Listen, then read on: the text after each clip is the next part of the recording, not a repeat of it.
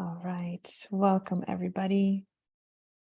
Yes, I really love that song. What the world needs now is love, sweet love. So don't know if there could be too much of it ever in the world. So welcome to all of you. Thank you for joining us here today. I see there's a global community of us gathered here for this conversation. So warm welcome to all of you.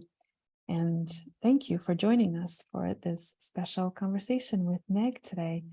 We're happy to see all of you here. I want to let you know that the session is being recorded and we'll share the recording afterwards for everyone who registered for this session. So you can watch the replay later on if you'd like to. For those of you who don't know me, welcome. My name is Natasha and I'm here with my partner Lorenz. We are the co-founders of Sutra.co, which is a learning platform designed for relational experiences. We also lead a program and share a methodology on transformational experience design online. Our intention with creating an evolving sutra is to bring more love and connection into the world. And at the heart of our work is helping creators bring more meaningful connection into the spaces that they create online. So here we are. Today, we are excited to welcome Meg Wheatley into a conversation with Lorenz to explore some of the themes in Meg's book, Who Do We Choose to Be? And I'll share the link to that in the chat in just a moment. What a great title, Who Do We Choose to Be? And a question for self-reflection in itself. So very much looking forward to this conversation and the insights it will generate for all of us, I'm sure. We will also have some time for a quick breakout towards the end, and of course, time for questions for Meg as well. So, Lorenz, I'm going to pass it over to you to get us started. And Meg, so happy to see you again here in the space. Welcome, everybody. And Lorenz, you're muted. All right. Thanks, Natasha. Yeah, and really wonderful to see everyone here. Just a few words about the Sutra Live format, which is the event series that you're here. This is a participatory podcast series exploring the power and possibility of relational work in the world. And these conversations are intended to unpack the philosophy and practice of bringing people together in heart-centered ways that invite humanity, shared understanding, co-creation, and maybe even some societal transformation. And today we are talking with Margaret Wheatley, who's worked out in the world since 1966, advising and consulting all varieties of organizations and leadership levels on pretty much every continent except for Antarctica. And she is also the president and co-founder of the Berkana Institute, which is a global nonprofit that has supported leaders, especially in the global south, as they experiment with how to create self-organizing and life-affirming initiatives, projects, and organizations. And she's written 10 books, from the classic Leadership and the New Science to the book that we're going to be talking about today, Who Do We Choose to Be? Facing Reality, Claiming Leadership, Restoring Sanity. And if you've been with us before, you know that we do like to start these calls with just a few moments of stillness. And I'm going to invite Meg to lead us with that today. Go ahead, Meg. Well, I'm so glad to be with you. I see a lot of old friends here. Welcome, everyone. I want to start not with just a moment of stillness, but with a practice called taking your seat.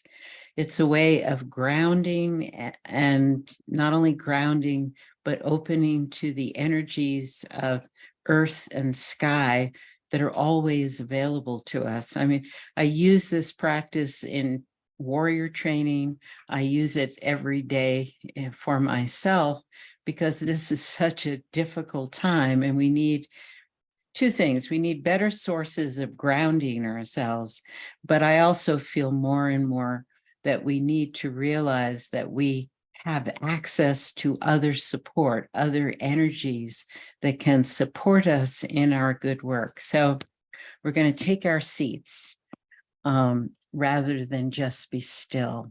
So the first thing is to locate yourself in your seat, in your chair.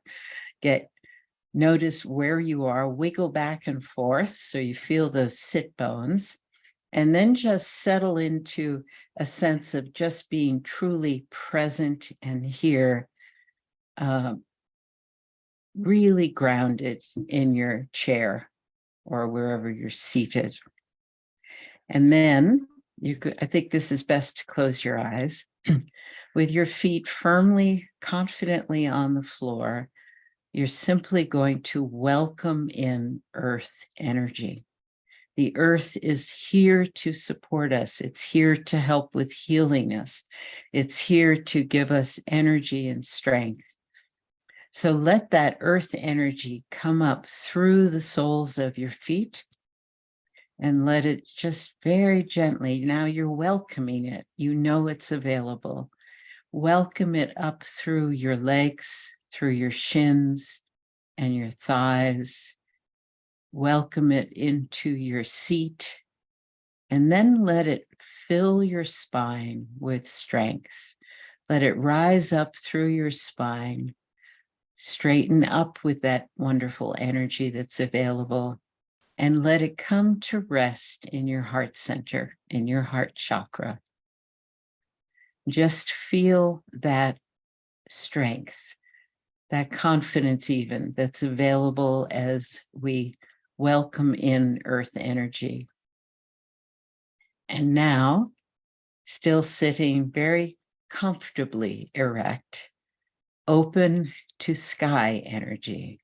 Let the energy of spaciousness, the energy of creativity, of possibility, of light, enter your human body through your crown, and let that sky energy just come slowly through you, filling you if you can feel that, and let it come to rest with the heart, in the heart with the earth energy. So you become a vehicle for connecting earth and sky, which is what trees are, an energy, a place to connect earth and sky. And just feel this for a moment. Just sit in this strengthening. Feel what it, what does it feel like to enjoy these additional sources of strength?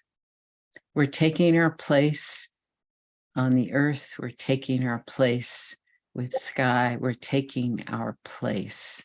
And this is all through taking our seat. You can use this practice instantaneously when you're in trouble, when you're having a difficult conversation, when you're going into a situation in which you feel tense and uncertain. You can just quickly connect earth and sky energy in your heart center instantaneously, and you will feel strengthened and more confident. Thank you. Thank you, Meg. That was wonderful. Meg, it's really a privilege to be here with you and to have this incredible audience. Again, all around the world. we've enjoyed many good times. We have. Yeah. For those who may not know, we ran a course together a few months ago called The Alchemy of Space, and that was a wonderful experience too. So I'm really excited to talk about your book. And you wrote this originally in 2017, and as far as I understand, the new edition is over 80% new material, which for me, where I'd like to start is just asking you, what's changed? 2017 wasn't that long ago, but what's changed in the world? What's changed in you, your understanding and how you're seeing things?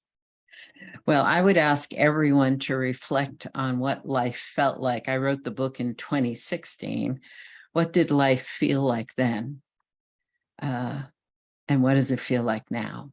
That's the answer to why I felt I needed to write basically an entirely new book in the same design and with the same title and with the same overarching concepts. It's because the world has changed so dramatically that I had no choice. I sat down to write it thinking having told my publisher, Berkana, yeah, I'd be happy to do a second edition, I could think of like 3 chapters I might want to add. And then I sat down, and just in writing the opening invitation to the book, I realized that no, this is a new book because the world has changed so dramatically. And the difference, I think, as others have pointed out to me, is I had just begun training warriors for the human spirit when I wrote this first edition. I'd been using the question of who do we choose to be.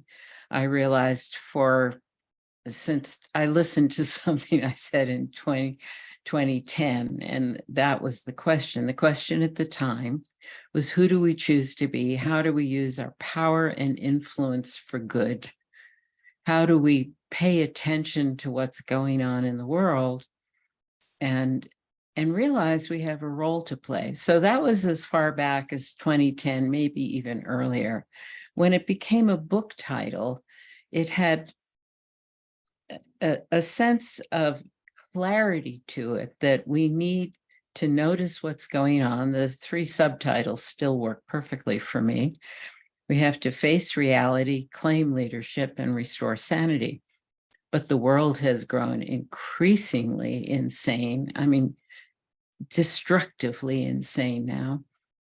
The reality is harder and harder to look at, to face squarely in the eye. And claiming the role of leadership is more difficult because leadership is more difficult, but also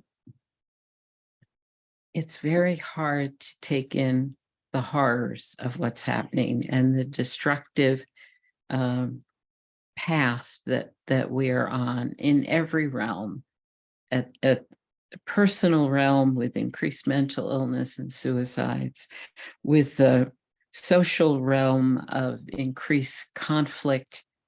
War now is a strategy for every nation to militarize, to protect themselves.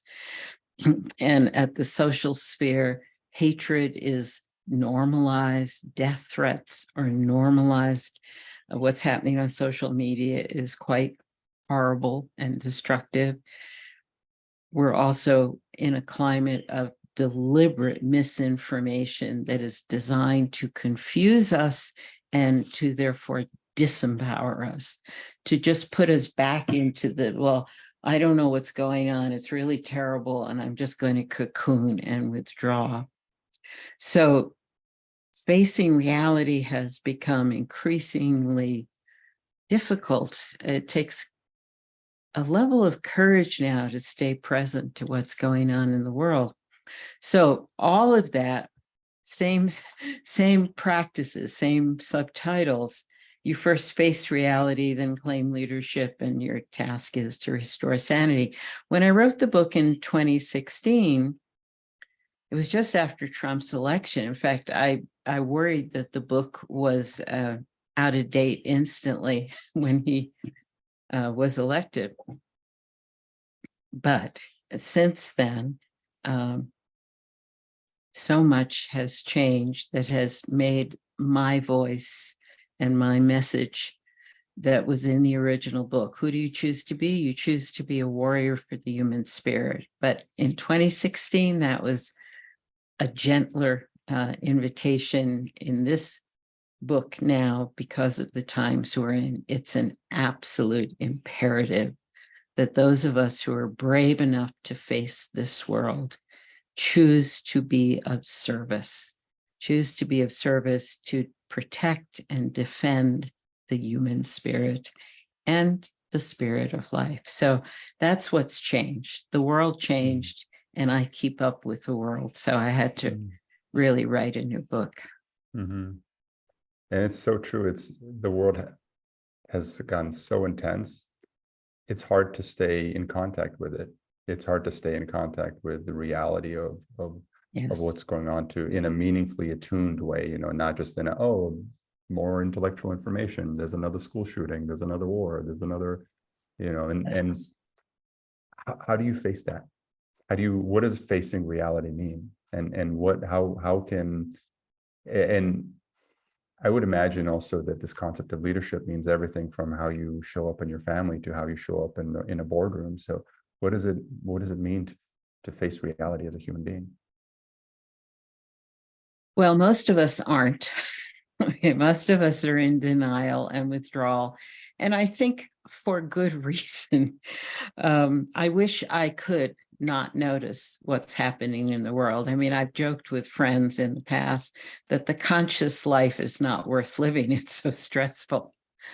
But then we get to, what's my purpose here? What meaning do I want to make of this opportunity? We have enormous opportunities. All of us on this call, we're now at 100 people. I love that. We have safety, we have security, we have food, we have electricity, we have connectivity. And the question is, do I choose to use that which we guiltily name privilege? Do I realize that I have been given these enormous and precious gifts of stability, security, food, family, and connectivity? Do I choose to use them on behalf of others? Or do I use them to just maybe feel guilty that I have so much comfort while others are suffering, but I'm just going to withdraw from the world? So the only reason we want to face reality is because, and this is essential, we want to serve this time. We become people who move with great courage into action about how we can best serve this time. It's not related to our former ideals of meaningful work, purposeful work. It's the motivation and the drive, actually. I want to be here. I want to make a difference. And the difference has now changed. And the difference is about serving others who are lost in fear, who are suffering at some level, physical, emotional, spiritual. And those people are all around me, as you just noted, Lorenz. They're in our families, they're in our communities, they're in our workplaces. Who do I choose to be for them? Gives me the motivation to not be afraid. I expect suffering. I expect more destruction. And once you're in that worldview, which is an essential component here, things are not getting better and they won't. And now, how can I make a meaningful difference with my many gifts and my comforts? So you have to have the motivation to serve before you can face reality. And then it becomes like, I want to know what's going on so I can notice where I might be useful. I wonder how this question, how it's shown up and evolved for you in your own journey, especially recently. How have you lived into who you choose to be, and how does that manifest itself in the choices you've made over the last few years? Well, that's an interesting question. I like to make it personal, you know. No, I like it because I actually haven't thought of it quite that way. I'll start from now, in which I think I'm the embodiment of, I'm not going to remember his name for a moment, so we'll forget about being the embodiment of that quote, but it'll come back to me. I truly now know that the only path of meaning and joyfulness for me is when I am in service to others and not caught in my own dramas, my own ego needs, whatever. And that path has been supported by many years of working out in the world and noticing the situations that people are in, noticing the changes in leadership, but from noticing the changes in people, noticing the value of community as the only resource we have in very difficult times. I coined a phrase that humans can get through anything as long as we're together. And then you take that clarity, which emerged because I was so gifted with being able to work at all levels of organizations with all kinds and varieties of peoples and different cultures. I mean, I just have a life that's been pure gift in that I've not only had access to people and leaders and cultures, but I've actually absorbed them and been influenced by them. I've never been a remote researcher, never thought about that for a moment. I've just been out in the world noticing what's going on. And out of that noticing and those relationships, I developed this commitment to people and to the humans, to the human spirit. And then I've been gifted with incredible spiritual teachers. You know, I did long retreats for 10 years under Pema Chodron's guidance. And those were like a graduate course in preparing to be a Shambhala warrior and to free myself or notice with acuteness my different filters and my own demands on the world. So I have to give full grateful credit to Pema for just leading me so forcefully. I mean, this was hardcore retreat experiences with her for 10 years. And I've had other teachers, and now I have a yogic mystic who is just constantly pushing me into the world and into this world of service. And I feel fabulous with it now, you know. So I'm really happy to be sending out the summons to people. Who do you choose to be? There's only one right answer. Be a person who's willing, gratefully, joyfully to serve other human beings as the suffering in their physical lives, in their mental lives, as the suffering increases and as the planet basically takes us out of here. So this is a time of absolute I have more energy, I have more capacity and more creativity than ever in my life. Amazing. You cover these interesting, well, you cover a lot of ground in your book, but maybe specifically related to what you're talking about right now, these threads related to identity, purpose, and contribution, and what is meaningful contribution. I think it's very much woven in with what you're talking about as far as service. And what's present for me in that is a question of discernment, is being able to have the capacity to discern your situatedness, the identity that you choose, your sense of purpose, and how that manifests in what you do in the world. And I wonder if you might share a few words about that, and specifically this capacity to how do you know what service is, what is called for?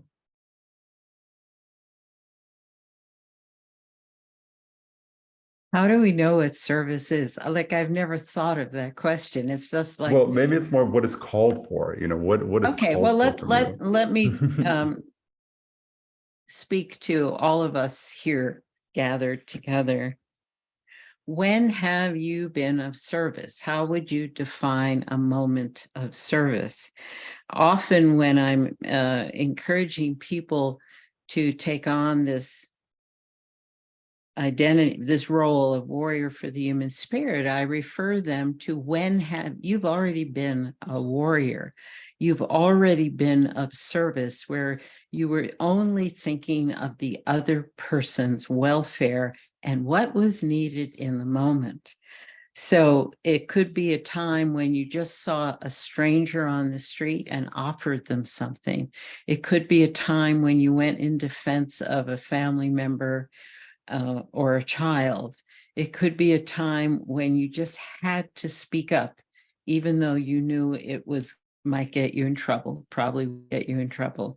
It might be a time of spontaneous, you noticed something that needed to be done and you just stepped forward and did it. So those are times when we are not hindered or contained within what we need, but we are just noticing and addressing what's needed here. And these have become my guiding questions for all of us. If you're looking for acts of service, look around, try and be as unbiased and free of your filters as possible. That's why warriorship requires training. We have to see our filters and shift past our biases and judgments. But wherever you are with that level of clarity and clear seeing, to ask, look around and ask what's needed here.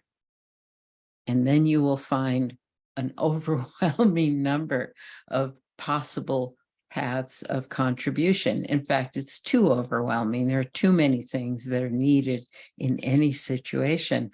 So the second part of that question is, am I the one to serve this need at this time? Can I respond well? Do I have the skills? Am I stable enough? Am I grounded enough that I won't bring my own messiness to a situation that needs some clarity and such? So finding acts of service to serve is not an abstract concept. It's how we are as we go through our day. Are we noticing other people? Are we noticing situations? You don't have to look for acts of service these days because there's so much need out there. But am I willing to get out of this, my own drama, my own phone, my own screen, and just look around? And then you notice what's needed, but you also notice beauty. You notice life. And those two things together are becoming more and more important, that we are living in a world on a planet that, in spite of these terrible destructions we have caused the planet, still offers us beauty. And I've been recently learning from the Navajo or Diné way of defining what beauty is, because they always say, may you walk in beauty, may you beauty in front of you, beauty behind you, beauty to the side of you, may you walk in beauty. Well, it's not an aesthetic statement. It's may you appreciate the beauty. Means the inherent harmony and order and balance of life. That's what it means to walk in beauty. So I've been teaching this lately because the way we ground ourselves, as we just tasted maybe in taking our seat, the way we ground ourselves is to recognize that there is inherent order, harmony, and balance in us when we're free of all the crazy internal dialogues we're constantly running. And there's order, beauty, and harmony and balance if we just pay attention for a moment to our surroundings, wherever we are, even in the worst, ugliest surroundings. There are always evidences of this very rich concept of beauty.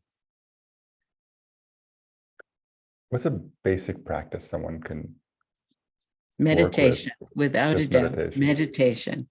It is the fundamental practice. There is no substitute for it. Because in meditation, we're getting to know our minds. We're not getting to cleanse our minds of thoughts. The work of the mind, the heart pumps blood, right? Well, the mind generates thoughts. That's its job. And so when we're unconscious of those thoughts, we get seduced by them. We go off into fear. We go off into planning. We go off into anger or pain or whatever, we're the emotions that we feel come from how we're dealing with a thought that comes. Now, if you expect thoughts to come, the practice of meditation is not to get rid of them, it's to ignore them, to be able to say, oh, here comes a thought and it's going here, and look, it just left because I didn't attach to it. I didn't get seduced by it.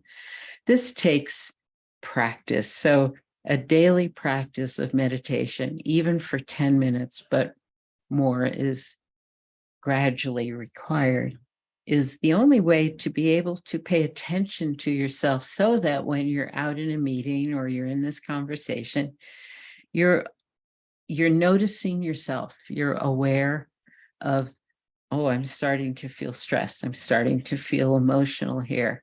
I don't have to go there if I notice it, but if I don't notice it, then I'll definitely be dragged off into strong emotional reactions. It's not becoming numb, and it's not saying these emotions are not genuine, because they are, but it's how much power we give them over how we continue once we notice that there is an emotion present. So there's no substitute for that.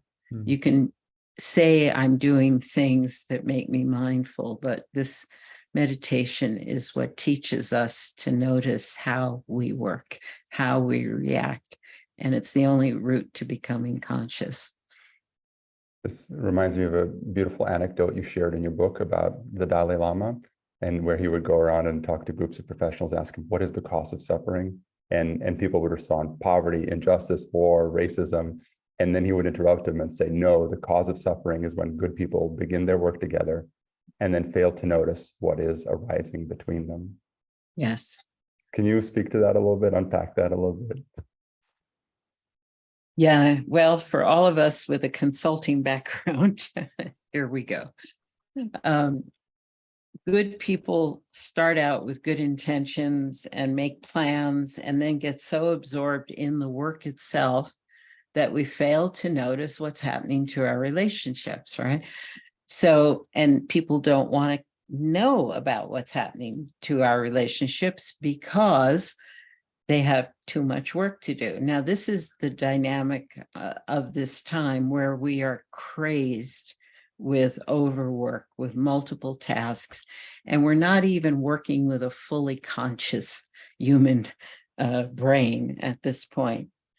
And so it's very easy from that position of overwork and overwhelm and to become indifferent to relationships, to not want to have to deal with relationships.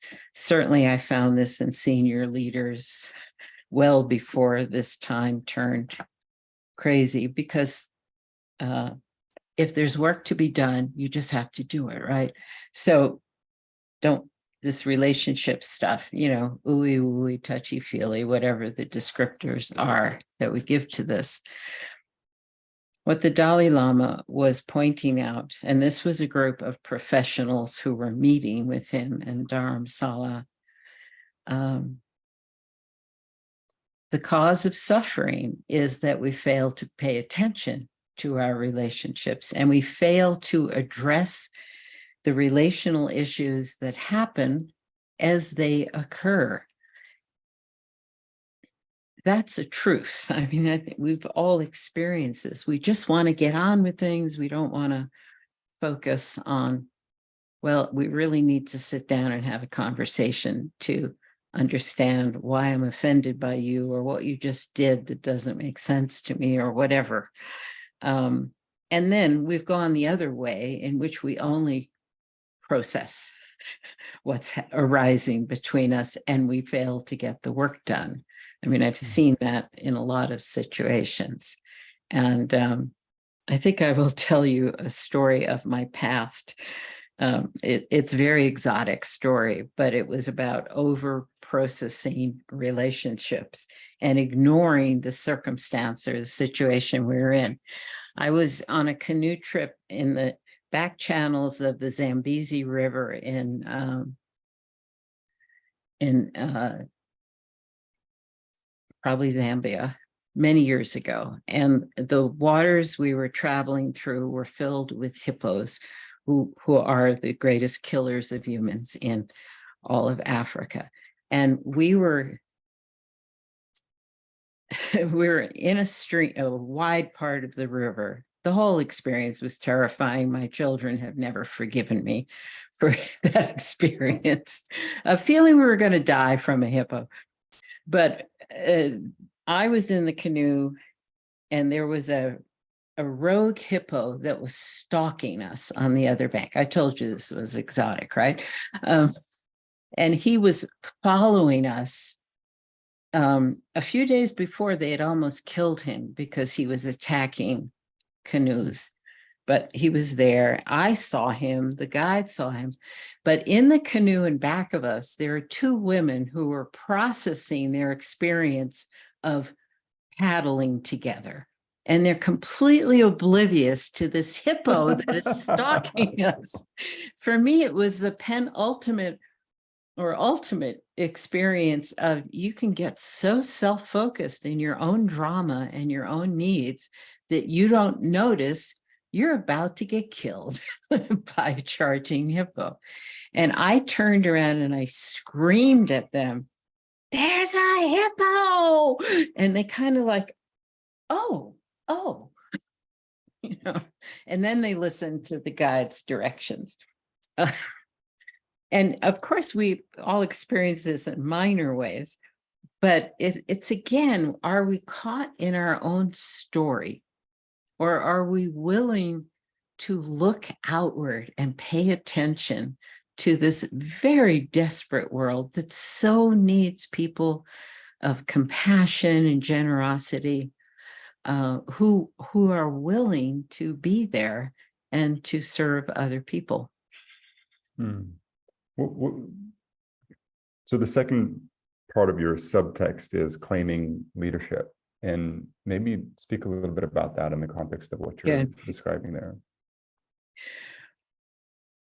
Well, I define sane leadership as having unshakable confidence that people can be generous, creative, and kind. But it's the leader's responsibility to activate the can be.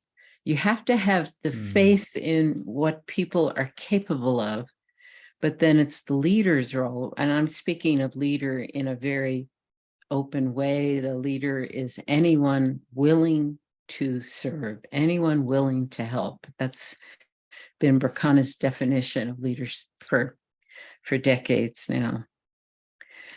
The responsibility of the leader is to have sufficient belief in people's capacity to be generous, creative, and kind, and then do the increasingly hard work of creating the conditions so people will remember that they are generous, creative, and kind.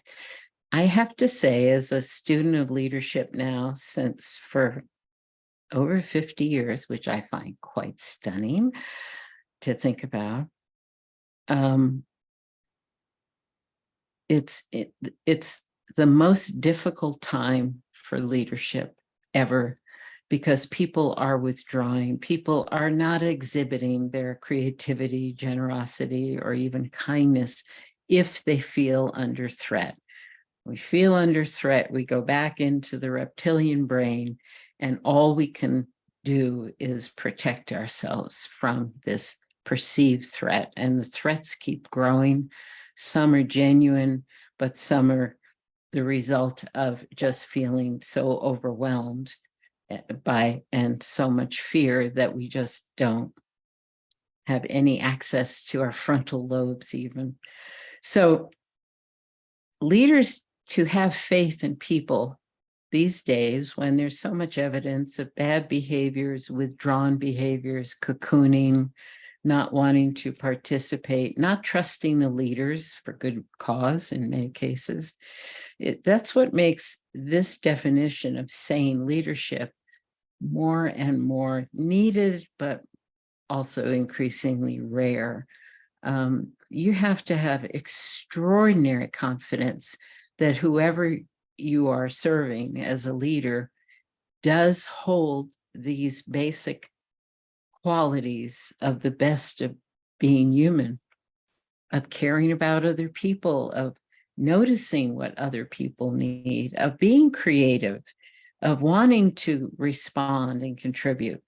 These qualities are less and less visible, so the leader has to start with that unshakable faith. But I'm actually asking people, and I do it in the book, think back to the experiences you've had in the past that give you that ground of faith in what people are capable of. And then you have to create the conditions. And I speak about those conditions now as creating islands of sanity. I am no longer the big systems thinker who thinks we have to, we know how systems work. We can change them at the global level. We cannot. We lost that one. We lost that. And now it's to actually create a place where good things are still possible. Creativity and generosity and kindness and community are still possible because we've thought we create an island, we create a barrier to these enormously destructive forces. So some of the forces may be out of our control, like policy shifts, like catastrophic climate change, events, like continuous upheaval at the political level, and the increasing absolute venality. Now, I found that a number of people, younger generations, don't even know the word venal. Well, it's a good synonym for evil. It's destructive behavior. It's behavior that destroys possibility and destroys life. We are seeing this everywhere because at the last stages of a civilization, in its age of decadence and destruction, the elites, those in power, take everything for themselves, and they do not care about people. We are living in that reality now. So a sane leader has an upward battle to fight to create these sanctuaries. But there are places of possibility where people can still create together. What are they creating? Well, I think they need to be creating preparation, mitigation, and everything else that gives them some ground of stability for what's coming.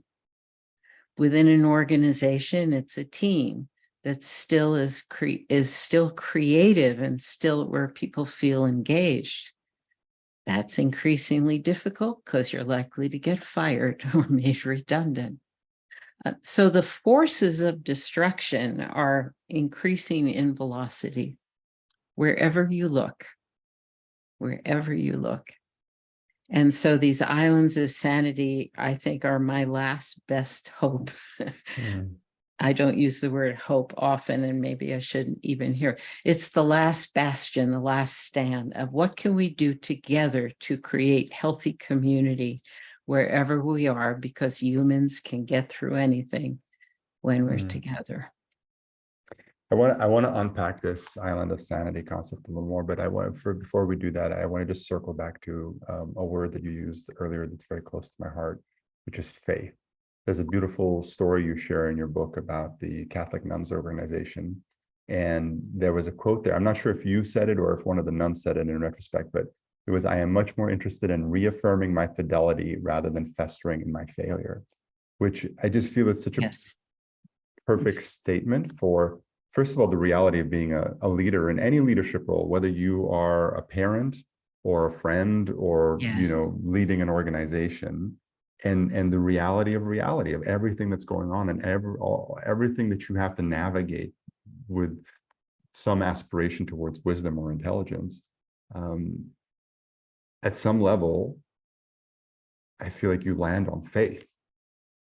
That's have where to. you have to land on faith, because that's You the have only to. thing.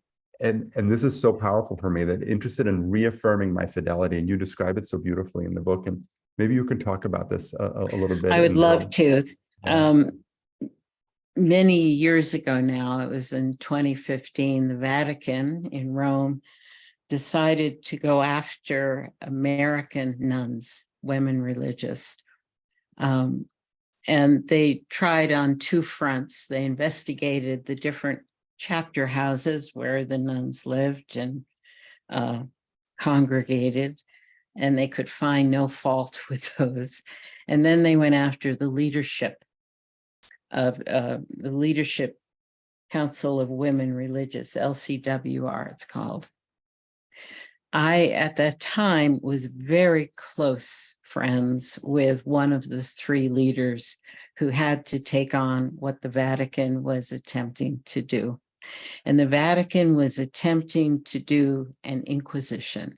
They wanted the women religious, the nuns in America, the leaders of these nuns, to come into complete obedience to the church hierarchy, i.e. the bishops. So I walked that experience with them, which was an enormous blessing to me. And early on, they told me the story of how they had been, you can read the bloody details in the book, but they were in the Vatican in the highest chambers, and they had just been given, just been put down and tried to be shamed by this terrible, terrible cardinal who was truly a venal man. And he did not succeed. They maintained their demeanor, their dignity while they were with them, even though they had received this terrible, terribly oppressive news from him. And so as they're packing up their papers, he comes over to them and he leers over them and he looks down at them and says, "You are not afraid, are you?" And one of the sisters responded for all of them. She said, "We are faithful, therefore we are not afraid." And that became their operational mantra.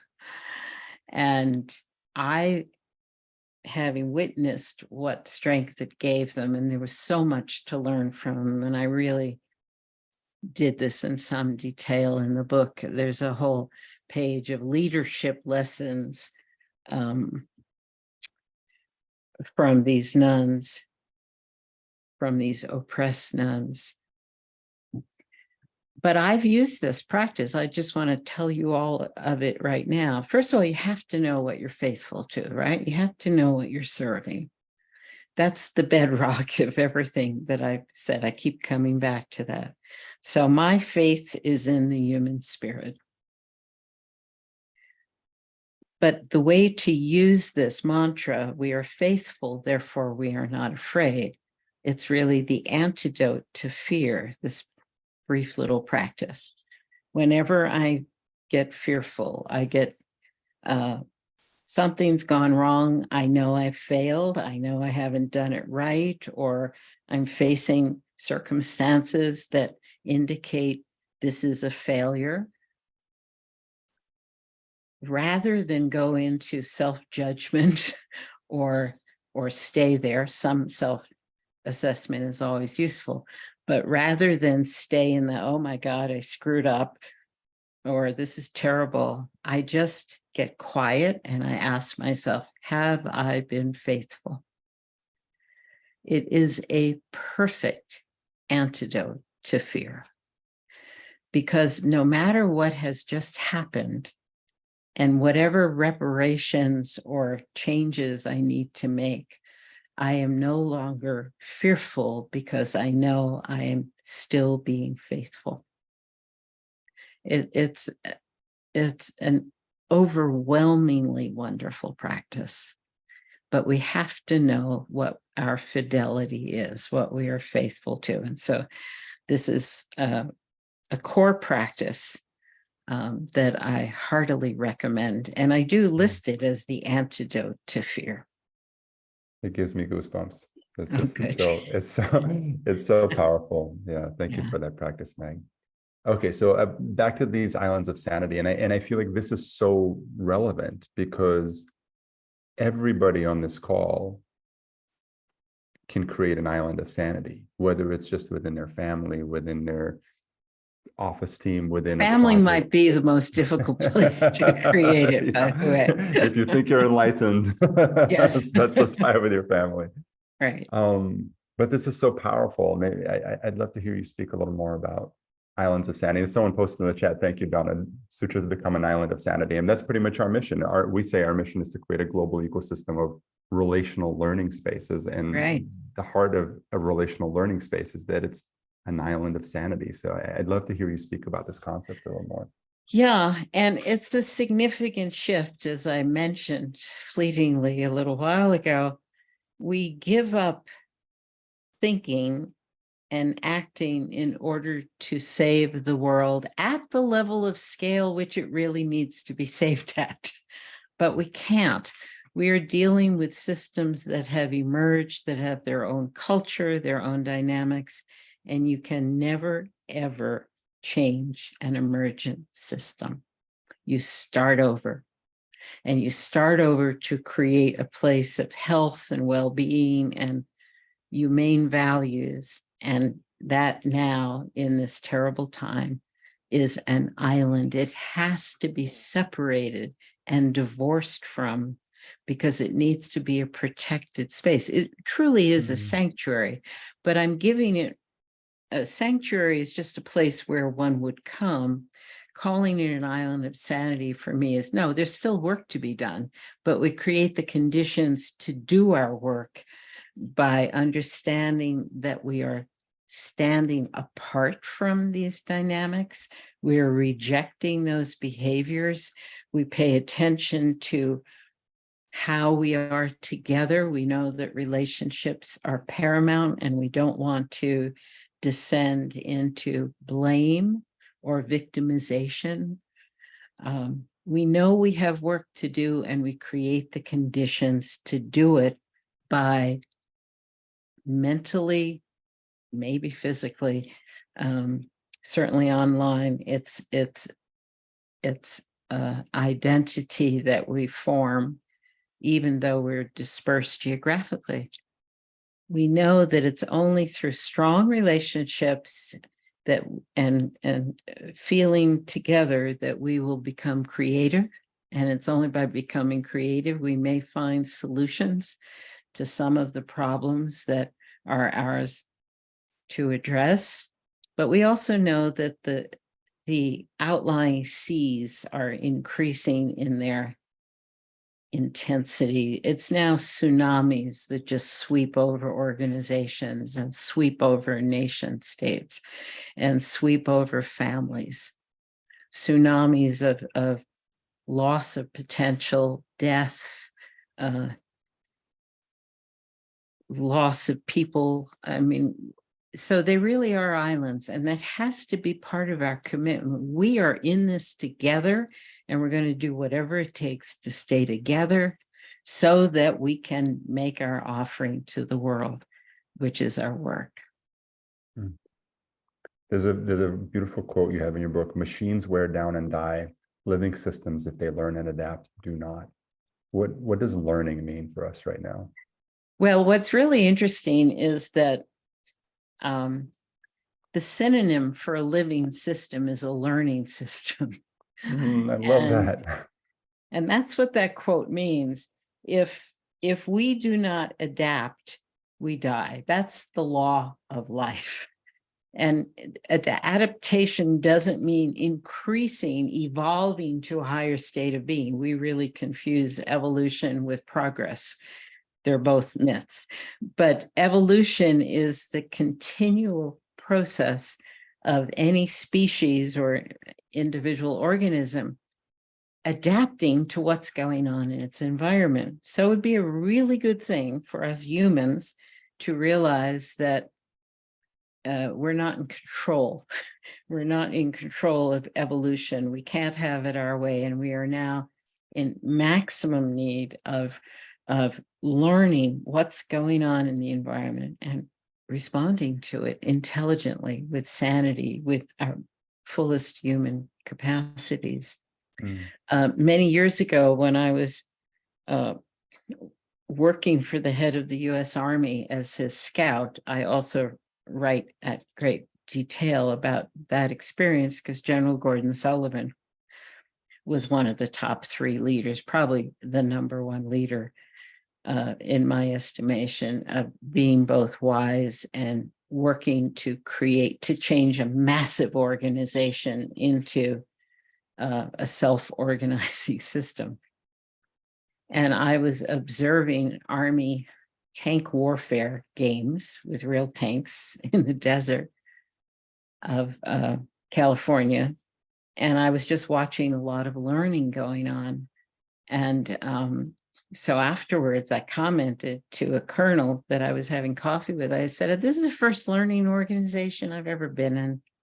I mean, I spoke about it, Peter Senge wrote about it, but this is a truly good learning organization. You have processes for learning from your immediate experience."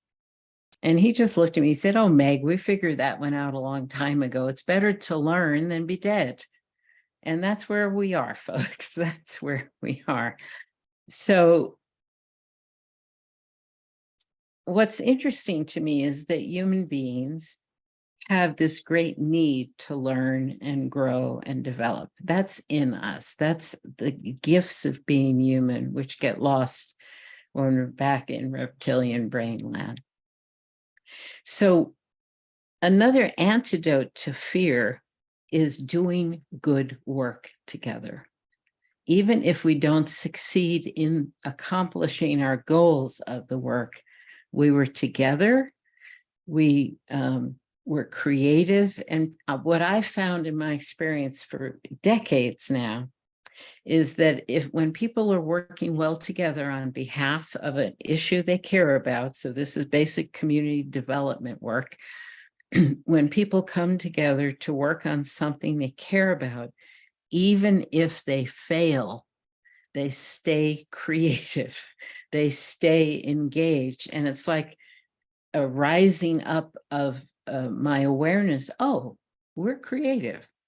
Now let's see what we could solve, or let's try another solution here to this current issue we're working on. So we have to ignite by giving people work they care about. And at the community level, this is easy to find.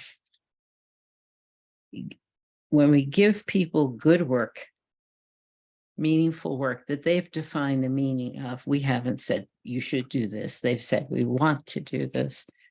Then people show up as creative, engaged, and anxious, eager to learn and to develop. We've just forgotten this because we've created these systems of hierarchy and power and disregard and disrespect. And now most people don't remember that they're capable of this. So as a warrior for the human spirit, our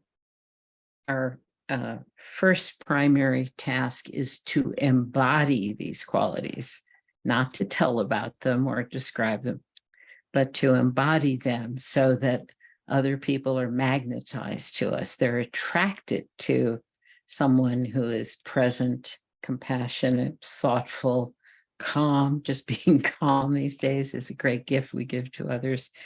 So in who do we choose to be? And I'm bringing this to a close so we can get into time together and questions. And in who do we choose to be? We have to recognize and remember and then train so we embody our best human qualities. And those are qualities available to everyone, but we have to take the lead in really developing them against this tidal wave of destruction and disrespect for people and just not caring about people generally. Thank you for that beautiful reflection, Meg. And we think this is a good moment to pause and have a little bit of time for people to have a conversation with each other and then come back and have a conversation all together. Did you want to offer a prompt for reflection? So we're about to go out into breakouts. Maybe you can offer us a prompt. Yes, and you're just going to have time with one other person. And what I always find is the most revealing question as a prompt is to notice what got your attention. Of everything I said, what is really still going on within you, is still provoking you or disturbing you or pleasing you, but what got your attention and why? That's that question of why did that particular thing that Wheatley just said get my attention? Well, it's because of what's going on in me already or what I'm doing already. So the prompt is two parts: to just share one thing that really got your attention and why at this particular time in your life did this get your attention. It's a good lens into you. Thank you, Meg. Natasha, I'm going to hand it over to you to open up the breakouts. Perfect. Yes, so you'll have an opportunity to share that with another partner here. And just a note on these breakouts, sometimes it takes a moment for people to transition into the group. So if you're just there by yourself for a moment, just give it a few minutes and your partner will hopefully join you there as well. So let's try it. And yeah, hopefully you get to connect with one other like-hearted person here. 1 second. I see some people are not able to join the breakout, so let me just move them around. And then we'll come back here and open it up for a general conversation. Yes, perfect. Okay, good. Here we go. Enjoy, and we'll see you soon.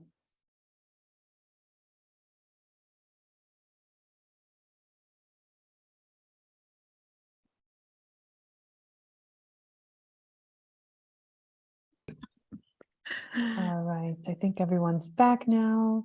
Great, welcome back. Welcome back. And we'd love to open it up for just a general sharing.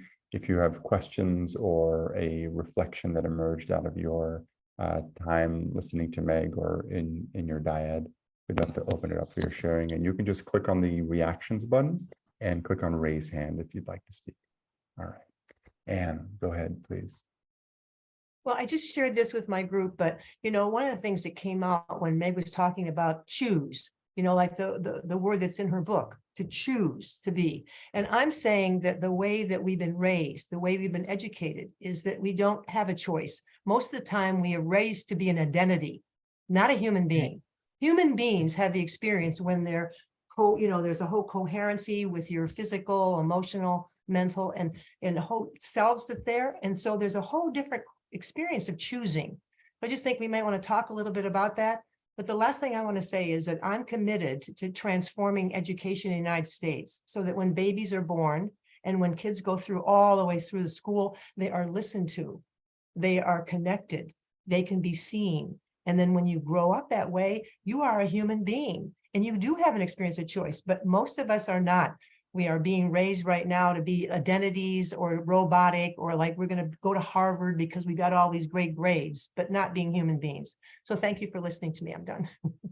And thank you, Anne, for your aspiration. This is why becoming conscious allows us to have choice. We step out of the trance state, we step out of the acculturation, habitual ways of being, and we exercise our full human capacities for being conscious. That's why we're a rare breed of people, and that's why we have to develop our awareness as part of our commitment to serve. Yes. Thank you, Meg. George, would you like to share? Sure, I would love to share. I had a really nice conversation with Ruben, and he lives in Canada, in Alberta, Calgary area. And we talked a little bit about how different cultures of, societies affected by this idea of self or individually oriented versus more socially oriented or community oriented. And I indicated that for me, Canadians, I live in the United States, that to me, Canadians are more community oriented. And he says it's not a virtue, is actually a result, he thought it was a result of climate conditions or conditions around them that forces them to survive in winter. And he made analogies in other northern states. But for me, what stood out for me was that if that is a difficult situation creates a more sense of community or interest in each other and supporting each other, I was wondering, and I asked him if these current conditions that Meg is describing that is happening all over our world, not just climatically, but socially and economically and politically, maybe these horrible conditions maybe is pushing us eventually in an evolution to become more community oriented. Well, it's certainly true. I've done a lot of work in disaster situations, post-disaster, and you always see at the beginning the rallying of people to support one another, to be courageous on behalf of one another, and to create community. And then gradually, as the disaster conditions fade and people are more and more caught in their own loss and suffering, we fragment and we become survivalists. So it's our role to use the current conditions, just as you've pointed out, to gather people together and then to hold them together in community-based work.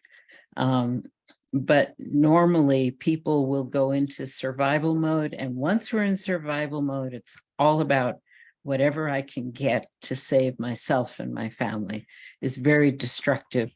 It's actually human animal behavior rather than human conscious being behavior. But we need to use this situation, certainly. Thank you. Thanks, Meg.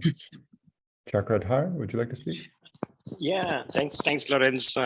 So one of the pleasures of being connected and being picked on like this, I love your newsletters, and this is a wonderful invitation. So Chia and I spoke about what spoke to us from what Meg was mentioning, and for me it was about being faithful to something and to service. So this pandemic was a huge test, because what I felt was the privilege that I'm in and privilege most of us in India are in. And I just couldn't do anything for anybody here in India. And so I made hundreds of friends in Africa and trying to be with them. And Chia reminded me of the Navajo beauty walk as well. The strange thing was Chia and I, we both read the same book of Meg's.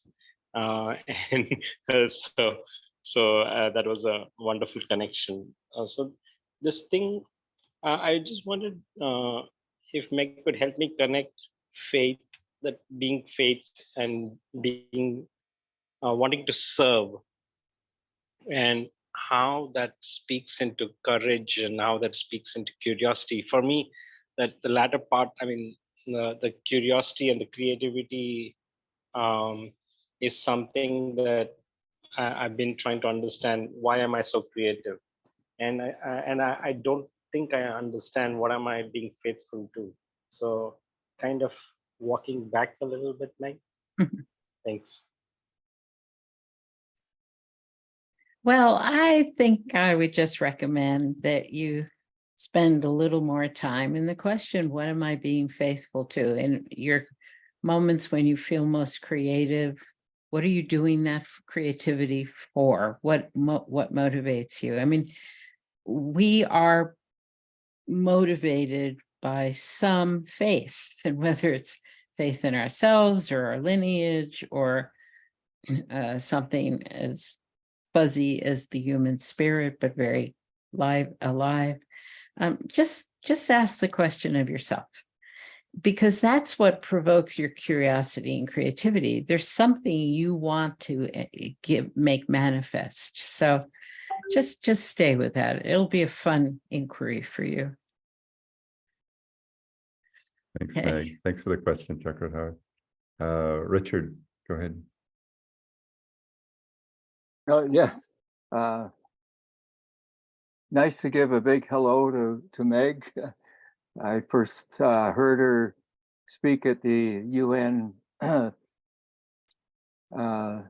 Year of the Family in Salt Lake City in 1995, and Wow. I had to go to Cape Cod Institute the next year, and the extra delight of having her be a keynote speaker at the Alberta Association of Social Workers in 1997, and I have followed your work, Meg, and have brought self-organizing and concepts like that into my social work teaching.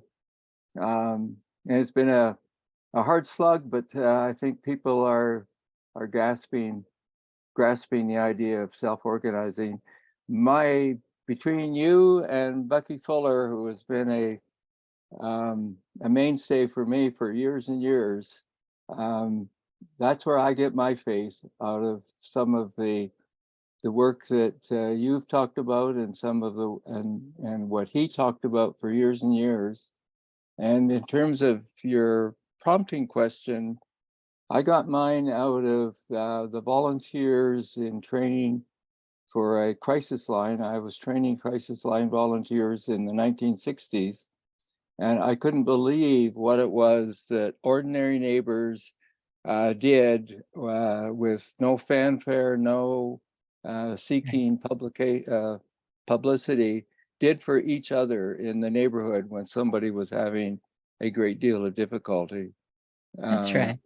And they have sustained my belief in working in the field of suicide prevention and suicide safer living for over 55 years now. So Yes. thank you for what you've contributed to my journey. Well, you're welcome. But that example, we only have to look within our communities to find examples of true neighborliness, because that's how we are. When someone needs us, we show up, unless we're too self-occupied with our own concerns or needs. Thank you. Meg, I see we have about 5-6 more questions.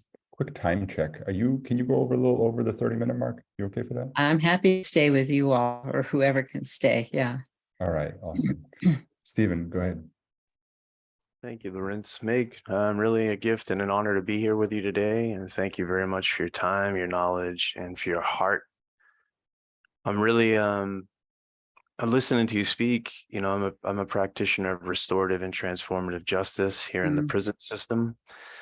And just the overlap of the work, your work and Howard Zier's work, and just the importance of creating an equitable community where everybody's contributing, finding what their values are, and bringing forth together a collaborative solution that's focused on healing and a common cause where people are inspired, really seems to be the theme that I'm pulling out of this. Definitely.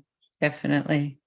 I've been here in the prison system. I've been incarcerated now for the past 18 years. I'm a PhD student looking at consciousness and ways to improve consciousness, spirituality, and well-being by creating online spaces and a space that would allow an incarcerated resident to meet and collaborate with people, society, to broaden their consciousness and take them outside of what I call Plato's cave, where they can get a little taste of enlightenment or light.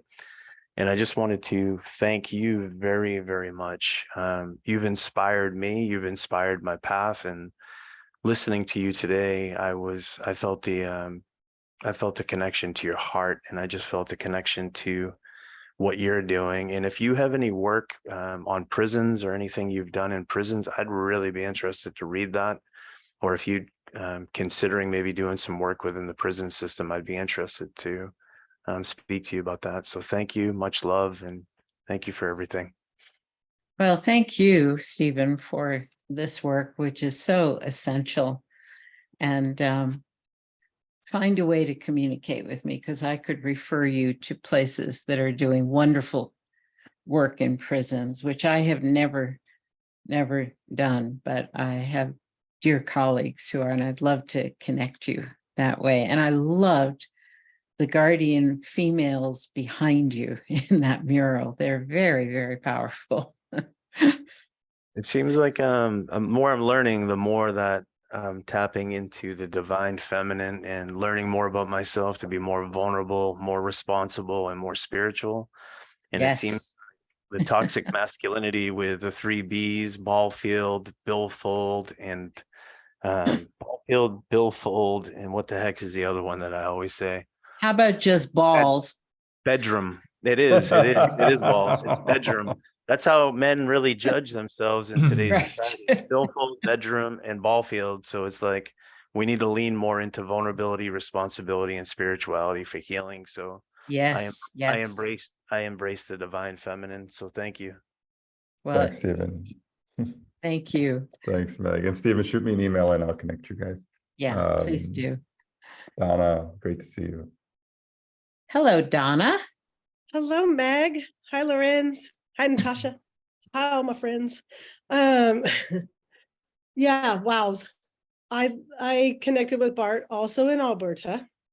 It's an Alberta day. Today, go Canada. I spent a lot of time in Edmonton, by the way. Did you? Well, I told he said he was going to drive down to Coeur d'Alene because it wasn't that far. And I'm like, oh, no, I got to get out of this country. I'm coming to you. So hang on a second. I'm like, I need a US break. Where are you at? Lorenz, I'm coming to you. Anyways, I sent a message to Stephen as well about the Charter for Compassion, because the social justice sector is doing work with prisons. So I'm going to connect him with that sector as well. And yeah, what connected for, I'll just speak for myself, and then also Bart connected to that Navajo beauty as well. And I have been reading Course in Miracles recently, and it goes along with that beauty. It's like hands off, right? Hands off right now. Stop the doing and sink into the being. Sink into the being part of the human being and stop the doing. Really. And like what shifted for me in my life is just taking my hands off and being led. And humans have such a challenge with being led. So when you spoke to the faith part, it's like, oh no, my only faith is like this right here, this harmonic resonance between me and God. And I don't have a problem using the word God. I don't have a problem saying he. I didn't grow up in church, so it wasn't utilized against me. So I have a really beautiful access to this beauty that is vertical, as well as the beauty that is horizontal. And one thing, Meg, I'd love to hear from you. For me, it's been really difficult to stay on this planet for the last 3 years. And I struggle with humanity forgetting who they are. And so that I just want to peace out. Like, I just want to go back to God. Like, let me come home, please, and let them sort this out. Because I've remembered, right? And so I remember who I am. And every time I look into somebody's eyes, all y'all's eyes, all I see is the cosmos. I don't see God in a pew, in a book, in a building. I see the cosmos of, aren't you vast and exquisite and imperative? Are you not imperative? Right. And so this moving out of ourselves to do service of others, for me, cannot happen until you come inside and remember who you are in your own exquisiteness. And do you do work like that with people, reminding them of who they are? Like, who do you want to be? Don't be me. Well, right? you know, in possibly First of all, thank you for staying, but I'm sure that's what God wants of you. There's no escaping here, Donna. And that's part of the Meg. beauty of it. That's part of the beauty of it. But I know from my own experience that my faith in people comes from being with people and learning from people and learning especially from people who are in the worst physical circumstances and who still triumph over those with song and joyful being together. I've had many experiences working deeply in South Africa and Zimbabwe with that. So I get to know my spirit, not by analyzing it or focusing on me, but by being with people who embody things that were completely perplexing to me. Like, how can you be joyful when you are in the midst of so much loss and tragedy, which was a frequent experience working with people in Zimbabwe and South Africa.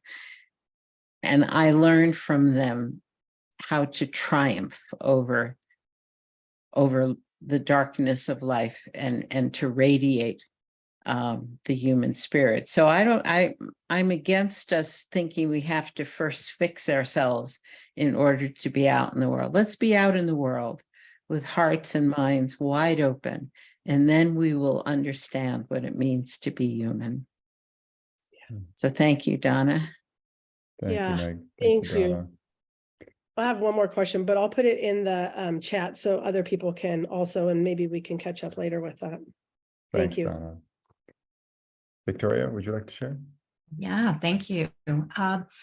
So it's good time for me to be having this conversation.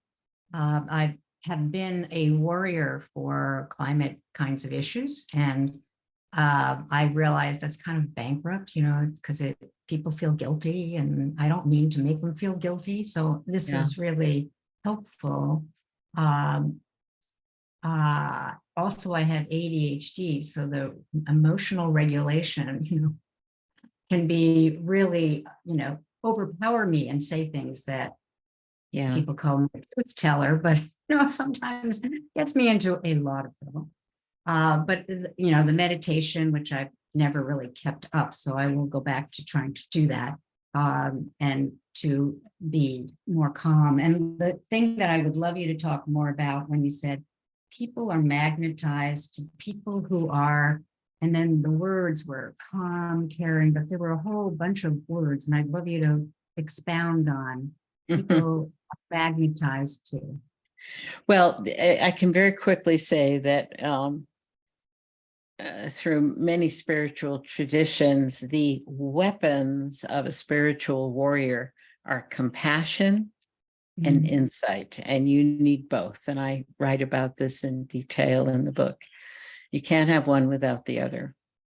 But I've, for many years now, been quoting a song from U2, from Bono, which says, "Darkness gathers around the light." And that's what I mean when I use the word magnetizing. We're not shedding our light and illuminating the darkness. We are truly like a lighthouse, is the best image here. And people gather to us. They come to us because there is something in us, a way of being, that they want to be around. And then some of them get curious and want to learn how to be that in their own spheres of influence. So, but it's a very beautiful quote. Darkness gathers around the light. Thank you, Meg. Beautiful. And who said that? Bono. It's a U2 song. He's a great poet. So, all right, Dave, would you like to share, Dave? Sure. Many thanks, Meg, for this talk. It's been wonderful, and to hear your very precise use of language and talking to the moment. I'm sort of minded of the Chinese trigram, hexagram, with danger comes opportunity. And the species is in grave danger, yet I think what you're talking about when you're talking about islands of sanity is the possibility of something else.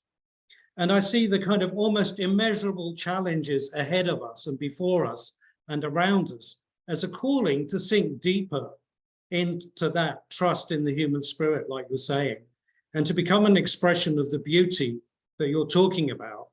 So I have deep faith, and maybe unreasonable faith, there is another possibility, despite the egregious picture that we can all paint of the world. And somehow that seems to be, those conditions seem to be a calling to become an expression of this deeper wisdom and beauty that you've been pointing out. And I think it's only our lack of faith and connection with the life spirit, the life source, that is sort of preventing it. Well, I want to half support what you just said, Dave, because the other possibility is who we can be as the suffering and the environmental catastrophes increase. There is no way out of this future of massive deaths that are on the horizon, with many scientific assessments, which I fully understand and agree with. There's no way out of the increasingly horrific environmental catastrophes that have already started to appear, but there's much worse coming quite soon, next year even.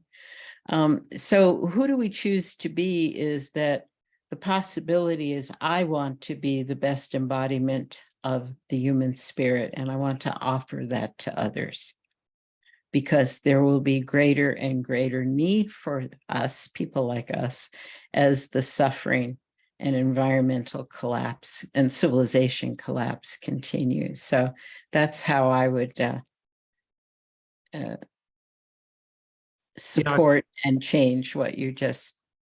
No, absolutely. It's those conditions that need facing for real, like you were saying earlier, but also the conditions for something deeper of the human spirit to share between us. That's right. That's right. And that's our work right there. Yeah. Thank you. Thank you. Thank you. Thanks, Dave. And David, would you like to share? Hello, and thank you very much. I'm just delighted to be here. And it was kind of like serendipitous that this happened right at the last minute that I was able to come in. And Meg, if you would recall, we were colleagues in the 5-year inquiry with Avon Madison and Willis Harmon, 1995 to 2000. And from that, a lot of the work that we had done years past, but I had co-created, I'm in Ashland, Oregon, and co-created in 2015, the Ashland Culture of Peace Commission. Mm-hmm. And we've done some significant work here. Today, I'm going to the city council and to bring forward and remind everybody, today is the 6th anniversary that Ashland joined the International Cities of Peace and proclaimed itself a city of peace. And things get quiet over the last 2 years with COVID and so on. But it's bringing forward, this is who we are. This is who we selected to be. This is moving forward. And when you're talking about not fighting the old, but creating the new and having a separation in doing so. But here's the city. It's a small city, but here's the city and helping to make choices moving forward. How does that balance out? Letting go of the old and beginning the new in this situation. Was that a question? I'm just glad to hear it. Yeah, I'm just saying, what is your thought when the old? Well, I say the easiest way to create the new within an existing structure, bureaucracy, system is to focus on one project that would be in the, focused on creating a culture of peace, but focus on one project. Maybe you go into schools, as Ann Adams was speaking about. Maybe you address the issues of homelessness or climate destruction. but do that as a culture of peace. So, and you'll find lots of work to do because you'll come up against the old ways and the patterns and the bureaucracy. But we try and create the new just in one area. And then in a small city like Ashland, there's the possibility that it will then migrate and another project can be done differently in creating a culture of peace. But in that case, the Dalai Lama's statement is of paramount importance to you. You have to notice what is arising among you as you do this work, focused on this project, one project, that you really have to pay attention to where the old patterns, where the old culture just comes in and threatens you, like the culture of blame, the culture of fear and anxiety, and people withdraw on you. So it's good work. It's very important work, but just take it as an experiment with one particular project and do that as you are embodying the future now. Beautiful. That's very useful information and advice. Thank you.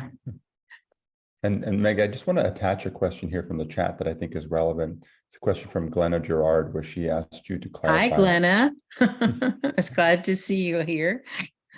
She asked you to clarify the statement you made, which I was also really interested about, that an emergent system cannot be changed. You You can only start new. Well, emergence, the fastest, quickest example of emergence, which is the way life organizes and changes. The individual parts are doing their own thing, but as they come together, they create a new system that is more powerful than the parts and has new behaviors that were not in the parts to begin with. And we are dealing now with an emergent system that has this, reification of greed and self-interest and narcissism and self-protection, which always happens in the last stage of a civilization. But the example I give, and there's a whole section on emergence in everything I've written in the past 8 years or 12 years or so, but it's the chocolate chip cookie, that if you look at all the ingredients separately, you can never predict the flavor, the feeling of a chocolate chip cookie. It's an emergent property. And if something went wrong and you put too much salt in it or too much baking soda in it, what do you do with the cookie? Well, you can't undo, you can't take out. There's no such thing as reversibility in nature. We have to deal with what is. And when you have a chocolate chip cookie, if it's not tasty, you start over. You bake a new one and you pay careful attention to what you put in it. And emergent systems can never be reversed. You can't, and our whole approach to change is trying to take one element of a system and change it, but it's an emergent system and it has its own power called downward causation, where we don't want to be greedy, we don't want to be angry, we don't want to snap at people, but it's in the culture and it does influence us. And the only way to break free of this downward causation of behaviors that we despise and would never want to practice, but we do because we're part of this culture. The only way is to start over. It's one of the most, I've been writing about this, I think, for 25 years, because we still don't want to understand that this is how life changes. So it's always about creating the new based on more careful choice of values, and then noticing, as His Holiness said, what is arising between us as we try and create a culture of peace or a culture of compassion, because the old will still influence us because we're still living in it. But it's good to see you, Glenna. Yeah, it's great to see you. Thank you, Meg. It was helpful to hear a little more about that. Thanks. Yeah. Thank you. And one final question from Bertha Right. Elena. Hello, Thank Bertha. you. Hi. Actually, it's not a question. I just feel compelled to share what I am feeling, which is that I have a very deep, I feel this deep fortune for being the recipient of the work of faith of both Meg and Lawrence and Natasha. And I also wanted to thank my partner, Donna Shavlik, because we really had a wonderful, I was very moved by that opportunity to be able to share our reflections from all of this incredible body of work, Meg, that you have put over the years. So I just felt compelled to say that. Well, thank you. so much. You met with one of my dearest friends. Donna is a very dear and close friend. She's So I'm glad you had that experience. Yes, yes. Yeah, she did mention Yeah. she knows you for a long time. Yeah. Yes. Thank you, Bertha Elena. And Meg, thank you so much. I want to just also offer you an opportunity for any closing remarks or announcements, if there's anything you'd like to share as we wrap up. Well, the first announcement is we're giving you the link to my website where you can learn more about the book.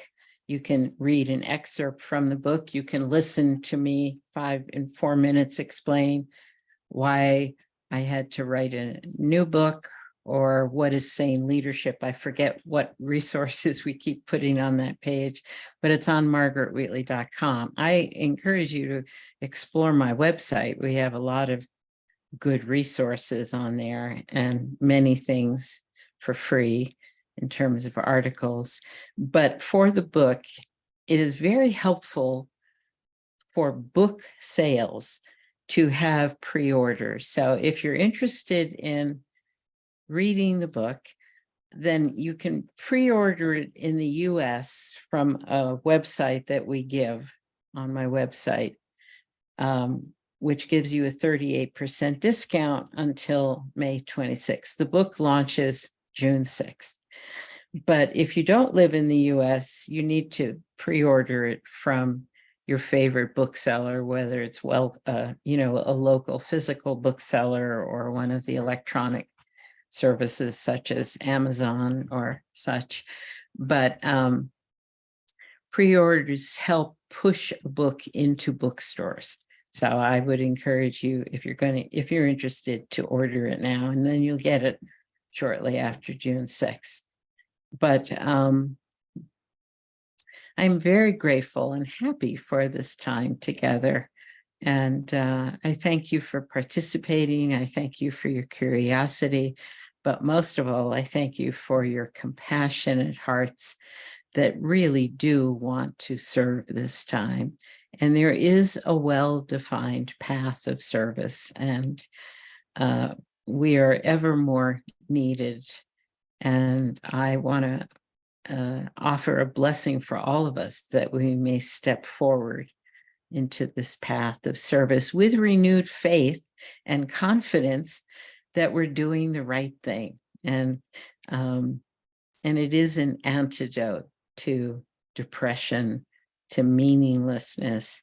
Serving others is truly meaningful. And I have remembered the quote by Rabindranath Tagore, the great Indian activist and mystic. And the quote is, "I dreamt and saw that life was joy.